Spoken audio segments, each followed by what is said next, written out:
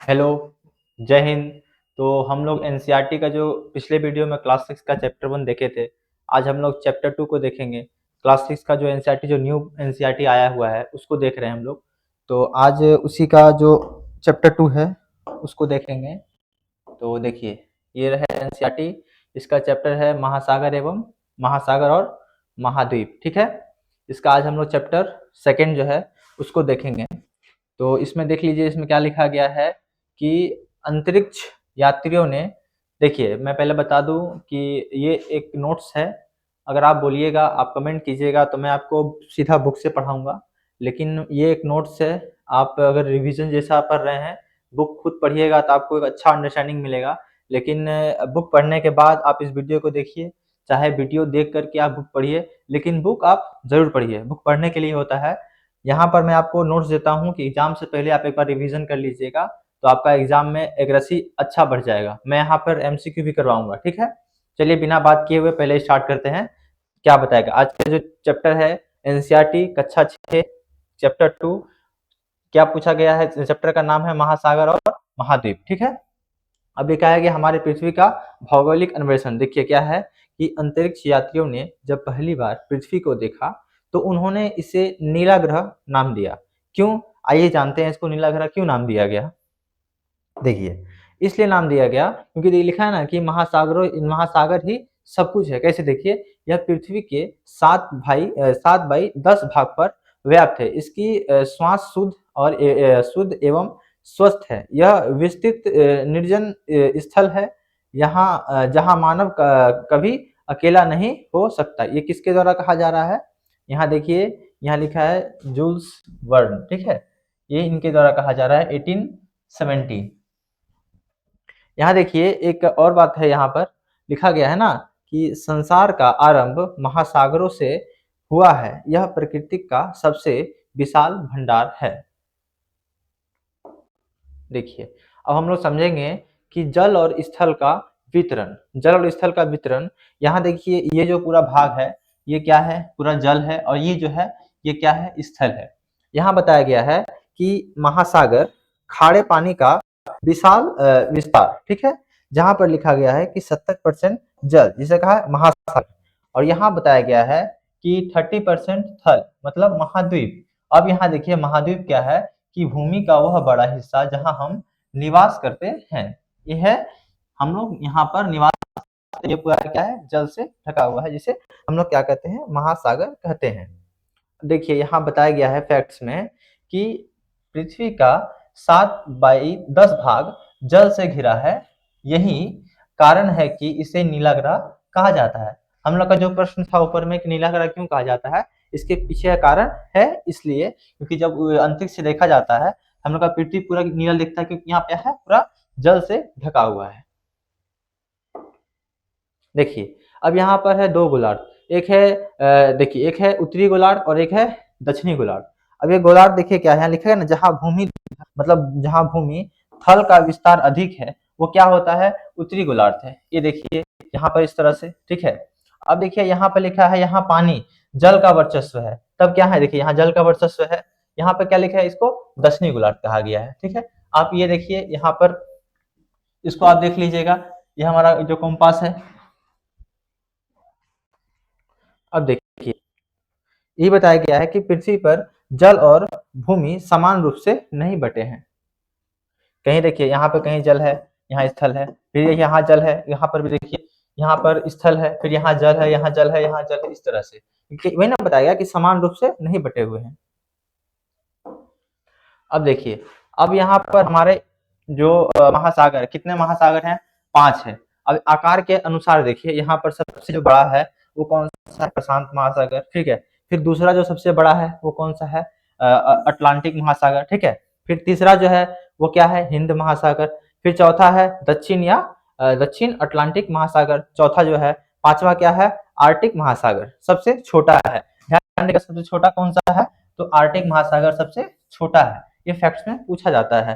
फिर यहाँ पर देखिए लिखा गया ना, हिंद महासागर की सीमा की। यहाँ लिखा है कि उत्तर में एशिया, पश्चिम में अफ्रीका, पूर्व में ऑस्ट्रेलिया और दक्षिण में दक्षिण महासागर है। अब देखिए महासागरों की कोई प्राकृतिक सीमा नहीं होता। अब यहाँ देखिए महासागर प्राकृतिक सीमा इसलिए देखिए लिखा है ना कि समुद्री वनस्पति, छोटे पौधे और समुद्री शैवाल। ये देखिए छोटे पौधे और समुद्री शैवाल। यहाँ देखिए समुद्री प्राणी जगत, वेल हुआ, डॉल्फिन हुआ, रंगीन मछलियां और अनगिनत रहस्यमय गहरे समुद्री जीव। देखिए यहाँ पर ये वेल है, ये डॉल्फिन है, देखिए डॉल्फिन, ये देखिए अलग प्रकार रंग बिरंगी मछलियां हैं। अब देखिए यहाँ लिखा है कि भारत और महासागरों का प्राचीन नाता। देखिए प्राचीन नाता क्या है, यहाँ लिखा है ना सन्नो वरुण।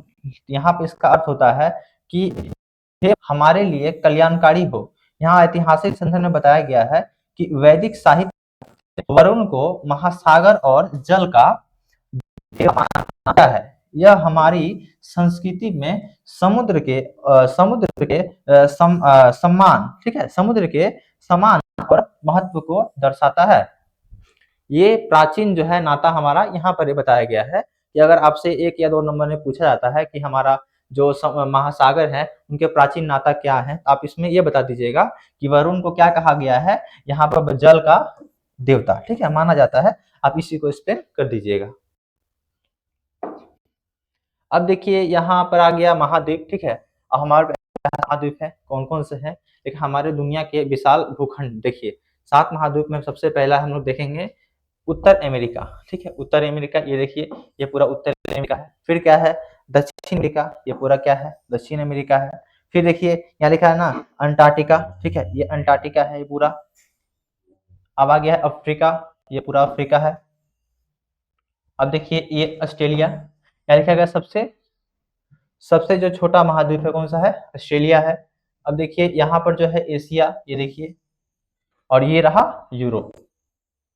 इसको आप देख लीजिएगा, ये हमारा विश्व का मैप है, आप इसको बनाने का प्रैक्टिस भी कीजिएगा। अब देखिए कि क्या यूरोप और एशिया अलग है, इसको हम लोग समझिए। तो यहाँ बताया गया है कि भूगोल शास्त्री अक्सर इन्हें एक ही निरंतर महाद्वीप मानते हैं। जैसे लिखा है ना यूरेशिया, मतलब क्या है, यूरेशिया का मतलब हुआ यूरोप प्लस एशिया। ऐतिहासिक और सांस्कृतिक कारणों से इन्हें अलग पढ़ा जाता है। क्यों पढ़ा जाता है अलग? ऐतिहासिक और सांस्कृतिक कारणों से। अब यहाँ लिखा गया है, ये देखिए आपके बुक में भी होगा, ओलंपिक का जो चिन्ह है, ठीक है, इस चिन्ह को समझिए, इससे क्वेश्चन पूछा जा सकता है। बताया गया ना कि ओलंपिक के 5 छल्ले दुनिया के 5 बसे हुए अफ्रीका, अमेरिका, एशिया, ऑस्ट्रेलिया और यूरोप के एक होने का प्रतीक है। किसका प्रतीक है पूछा जा सकता है। ओलंपिक का जो चिन्ह है वो किसका प्रतीक है? आप कहिएगा कि जो 5 छल्ले हैं वो क्या है, दुनिया के 5 बसे हुए थे, जिसमें अफ्रीका है, अमेरिका है, एशिया है, ऑस्ट्रेलिया है और यूरोप के होने का प्रतीक है। अब देखिए अब हम लोग तुलना करते हैं। तुलना में है इसकी विशेषता, मतलब परिभाषा, संख्या, उदाहरण। देखिए अब लिखा हुआ है महाद्वीप और द्वीप। द्वीप क्या होता है और महाद्वीप, देखिए महाद्वीप किसे कहा जाता है कि भूमि का एक बहुत बड़ा निरंतर विस्तार, ठीक है, ये क्या है महाद्वीप है। और द्वीप क्या होता है कि चारों ओर से जल से घिरा हुआ छोटा भूखंड, ठीक है। मान लीजिए कि ये पूरा जल से है और ये छोटा सा स्थल, इसको कहा जाएगा द्वीप कहा जाएगा, ठीक है। अब लिखा गया है कि पृथ्वी पर केवल 7 महाद्वीप हैं, ठीक है। और जो द्वीप है क्या लिखा है, इस ग्रह पर लाखों द्वीप हैं। जो महाद्वीप है कितना है, पृथ्वी पर 7 है, लेकिन जो द्वीप है वो क्या है, लाखों हैं।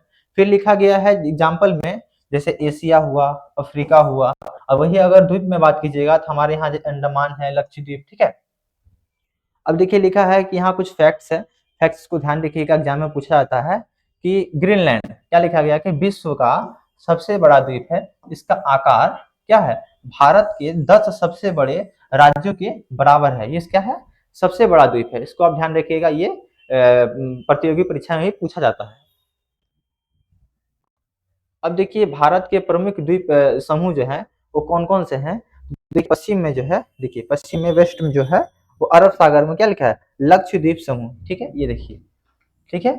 फिर यहाँ पर पूरब में, ईस्ट में जो है बंगाल की खाड़ी, ठीक है, यहाँ पर क्या लिखा है, अंडमान और निकोबार द्वीप समूह, ठीक है, ये देखिए यहाँ पर, ठीक है। ये ध्यान रखिएगा, भारत भारत के से लिखा गया ना। रोचक तथ्य क्या है कि भारत में छोटे बड़े कुल मिलाकर 1300 से अधिक द्वीप हैं। कितने छोटे बड़े मिलाकर, 1300 से भी अधिक द्वीप है। अब देखिए यहाँ लिखा है ना श्वेत महासागर, मतलब अंटार्कटिका जो है और भारत, इसमें देखिए क्या संबंध है। इसमें देखिए समझिए, यहाँ पर लिखा गया ना कि भारतीय अंटार्कटिका कार्यक्रम की शुरुआत कब हुई थी, यहाँ पर 1981 में हुआ था, ठीक है। फिर लिखा गया कि दक्षिण गंगोत्री, मुझे लगता है कारण चला गया है, ठीक है, तो बिजली चली गई है, तो अच्छा आप देख लीजिएगा, यहाँ आपको बोर्ड दिख रहा होगा, यहाँ लिखा गया है कि दक्षिण गंगोत्री भारत का पहला वैज्ञानिक बेस स्टेशन स्थापित किया गया, ठीक है। फिर लिखा गया कि वर्तमान वर्तमान में लिखा गया है अभी जो है, यहाँ लिखा है कि जलवायु और पर्यावरण के अध्ययन के लिए भारत के अनुसंधान केंद्र वहां कार्यरत हैं, जहां वैज्ञानिकों के साथ साथ पुस्तकालय और डॉक्टर भी होते हैं, ठीक है। अब देखिए यहाँ लिखा है महासागरों का प्रभाव। अब महासागरों का प्रभाव क्या क्या पड़ता है, तो महासागरों का प्रभाव में आप इस प्रकार से देखिएगा। पहला जो है वो लिखा है जीवनदायिनी वर्षा, ठीक है। जीवनदायिनी वर्षा में आप लोग ये बताइएगा कि जैसे यहाँ देखिए ये समुद्र है, ठीक है। अब ये सूरज की रोशनी पड़ती है, यहाँ से भाप निकलता है, क्या लिखा है, जल का वाष्पीकरण और बादलों का निर्माण, ठीक है। जल का वाष्पीकरण होता है और बादलों का निर्माण होता है। उसके बाद फिर क्या होता है कि ये बादल जो है वो क्या होता है, बादलों का महाद्वीपीय का और बढ़ना, ये महाद्वीपीय है, ठीक है, इसमें बढ़ते हैं। फिर क्या होता है, भूमि पर भारी बारिश, मानसून, जिससे मानसून आती है, ये बादल जो है भारी बारिश करते हैं, मानसून आती है। फिर देखिए यहाँ क्या होता है कि महासागरों के ऊपर सूर्य का गर्मी, महासागर के ऊपर क्या होता है, सूर्य का गर्मी। वही यहाँ बताया गया है कि महासागरों, देखिए यहाँ बताया गया है कि महासागरों के बिना महासागरों के बिना वर्षा नहीं होगी और हमारी पृथ्वी एक बंजर मरुस्थल बन जाएगी। भारत में कृषि इसी मानसून वर्षा पर निर्भर है। एक मिनट,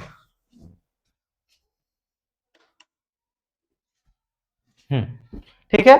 तो अभी बिजली आ गई है, चलिए। अब देखिए यहाँ लिखा है कि महासागरों का प्रभाव, महासागरों का प्रभाव हम लोग पहले प्रभाव को देखे थे, अब ये दूसरा प्रभाव देखिए। पहले प्रभाव में हम लोग क्या बताए थे, देखिए ये पहला प्रभाव था, जहाँ पर क्या हो रहा था, देखिए यहाँ पर क्या हो रहा था, जीवनदायिनी वर्षा, ये जो पूरा प्रभाव दिख रहा है आपको, ये हमारा जो जीवन चलता है, अगर हम लोग जीवित हैं तो इन्हीं सब कारणों की वजह से जीवित है, नहीं तो अगर ऐसा नहीं रहता तो हम लोग का जो धरती है पूरा बंजर हो जाता। देखिए अब देखिए दूसरा प्रभाव में क्या लिखा गया है, चक्रवात। अब चक्रवात क्या लिखा है कि तेज तूफानी हवाएं और अत्यधिक विनाशकारी वर्षा जो तटों को तहस नहस कर देती है। ये देखिए ये पूरा चक्रवात है, ठीक है। अब है ये सुनामी। सुनामी देखिए समुद्र के अंदर भूकंप के कारण उठने वाली विशाल और विनाशकारी लहरें, ठीक है, ये है सुनामी।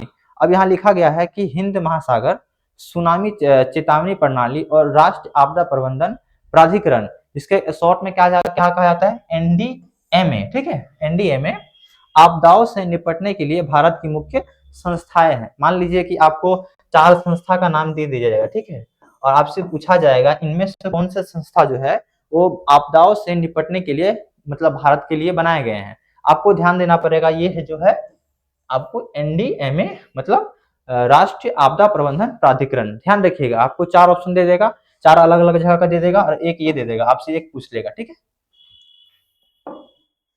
अब देखिए महासागर पृथ्वी हमारी पृथ्वी के फेफड़े, महासागर क्या है, हमारे पृथ्वी के फेफड़े हैं। अब किस प्रकार से हैं कि ये देखिए, ये हमारा महासागर है पूरा, इसमें बहुत सारे देखिए देखिए ये बहुत सारे फंगी, बहुत सारे देखिए ऑक्सीजन है। हमारे जो ये पेड़ पौधे दिख रहे हैं आपको, देखिए देखा ना, दुनिया का लगभग आधी ऑक्सीजन समुद्र के वनस्पति जगत द्वारा उत्पन्न की जाती है। ये जो छोटे छोटे वनस्पति आपको दिख रहे हैं, ये जो देखिए O2 छोड़ रहे हैं ना, देखिए ये जो हमारे लिए फेफड़े का काम करते हैं। जिस प्रकार से हम लोग ऑक्सीजन को ग्रहण करते हैं, पौधे जो होते हैं वो कार्बन डाइऑक्साइड को ग्रहण करके ऑक्सीजन छोड़ते हैं, सेम वही प्रक्रिया यहाँ देखिए हो रहा है। अगर समुद्र नहीं रहेगा तो हम लोग भी जीवित नहीं रहेंगे। यहाँ बताया गया है इसलिए महासागरों को पृथ्वी के फेफड़े कहा जाता है, ये जलवायु को संतुलित रखते हैं, ठीक है। ध्यान रखिएगा कि क्यों महासागर को फेफड़ा, क्यों पृथ्वी के फेफड़ा इसलिए कहा जाता है, क्या जलवायु को संतुलित रखते हैं। आप ये देख दीजिएगा इस तरह से। अब अगर आप एग्जाम में डायग्राम बना देते हैं तो और भी अच्छा है। अब देखिए यहाँ लिखा गया कि महासागरों पर मंडराता खतरा और हमारा दायित्व क्या है और जो खतरा क्या मंडरा रहा है। देखिए, ये है प्राकृतिक संतुलन। जब हम लोग कुछ नहीं करते हैं तो प्रकृति अपना संतुलन खुद बनाते हैं। यहाँ देखिए कितना स्वच्छ है, ठीक है, जीव जंतु कितने अच्छे से हैं। लेकिन जब मानव भी हस्तक्षेप होता है, जब मानव इसमें हस्तक्षेप करता है, तब देखिए क्या होता है कि देखिए यहाँ कूड़ा कचरा है, ये देखिए प्लास्टिक बॉटल किस प्रकार से हम लोग फेंका गया है। ये क्या है, मानव हस्तक्षेप। ये क्या करता है कि हम लोग को जो समुद्री जीव होते हैं उनको मारने में ये मदद करते हैं, क्योंकि वो लोग अच्छे से ऑक्सीजन नहीं ले पाते। यही बताया गया है कि हम हर साल लाखों टन प्लास्टिक समुद्र में फेंक रहे हैं, जो समुद्री जीवन को नष्ट कर रहा है, ठीक है। ये हम लोग अगर इसको, हमारा दायित्व बनता है कि हम इस प्रकार से ना यूज करें, तब क्या रहेगा, ये संतुलन, प्रकृति संतुलन बना रहेगा। वही लिखा गया है कि यहाँ पर कुछ पहले चली थी, यहाँ पर संयुक्त राष्ट्र मतलब यूएन ने महासागरों के महत्व को याद रखने के लिए 8 जून को विश्व महासागर दिवस, ठीक है, ये प्रतियोगी परीक्षा में पूछा जाता है। आप इसको ध्यान रखिएगा, जो वनडे एग्जाम होते हैं उसमें पूछा जाता है, चाहे आपके एमसीक्यू में पूछा जा सकता है। तो आप ध्यान रखिएगा कि विश्व महासागर दिवस कब मनाया जाता है, तो 8 जून को, ठीक है, घोषित किया गया था। किसके द्वारा, तो यूएन, संयुक्त राष्ट्र के द्वारा, ठीक है। अब देखिए, अब एक नजर में आपको ध्यान रखिएगा, ये हमारा पृथ्वी है, ठीक है। अब देखिए वो थल है, ये जल है, और ये भारत के संदर्भ में देखिए, जो जल है 71%, 5 महासागर, प्रशांत सबसे बड़ा है और अंटार्कटिक सबसे छोटा है। अब ये शॉर्ट नोट जैसा है कि देखिए हमारा जो पृथ्वी पे जल जो है 71%, 5 महासागर है, प्रशांत महासागर क्या है, सबसे बड़ा है, और आर्टिक जो है वो क्या है, सबसे छोटा है। अब देखिए जब थल में आते हैं तो 29% है, ठीक है। 7 महाद्वीप है, जैसे यूरेशिया मतलब यूरोप प्लस एशिया, और ग्रीनलैंड सबसे बड़ा द्वीप, ग्रीनलैंड सबसे बड़ा द्वीप। ये आपका रिवीजन हो रहा है। अब देखिए लिखा है भारत के संदर्भ में अंडमान एवं लक्षद्वीप समूह, और अंटार्कटिक में दक्षिण गंगोत्री स्टेशन। ध्यान रखिएगा, इसको इंपॉर्टेंट है ये, ठीक है। फिर है पारिस्थितिक तंत्र, इसमें क्या है कि पृथ्वी के फेफड़े, ऑक्सीजन, मानसून के जनक, ठीक है, ये देखिए। फिर लिखा है 8 जून महासागर दिवस, जो अभी हम लोग पिछले पढ़े थे। फिर ये लिखा है निष्कर्ष में महासागर और महाद्वीप मिलाकर हमारी पृथ्वी को जीवन के योग्य बनाते हैं, इनका संरक्षण हमारा सामूहिक दायित्व है। मतलब हम लोग का सभी कोई का दायित्व है, सामूहिक मतलब सभी कोई का ये दायित्व है। तो आज का जो हमारा टॉपिक था क्लास 6 का ज्योग्राफी चैप्टर 2 जो है वो हम लोग खत्म कर दिए हैं। अब हम लोग इसका जो क्वेश्चन आंसर पूछा गया है उसको नेक्स्ट वीडियो में देखेंगे। तब तक आप लोग वीडियो को देखिए, और हाँ एक बात को ध्यान रखिए, या तो पहले आप मेरे वीडियो को देख करके बुक पढ़िए, या पहले बुक पढ़िए फिर मेरे वीडियो को देखिए, क्योंकि बुक पढ़ने से आपका अपना दिमाग विकसित होगा। ये आपको एक शॉर्ट नोट जैसा मिल रहा है, ठीक है। आप ध्यान रखिएगा, जरूर से जरूर आप बुक पढ़िएगा। मिलते हैं फिर चैप्टर 3 नेक्स्ट वीडियो में, लेकिन नेक्स्ट वीडियो में हम लोग पहले इसका सोल्यूशन देखेंगे, फिर चैप्टर 3 को देखेंगे, ठीक है। तब तक मिलते हैं नेक्स्ट, धन्यवाद।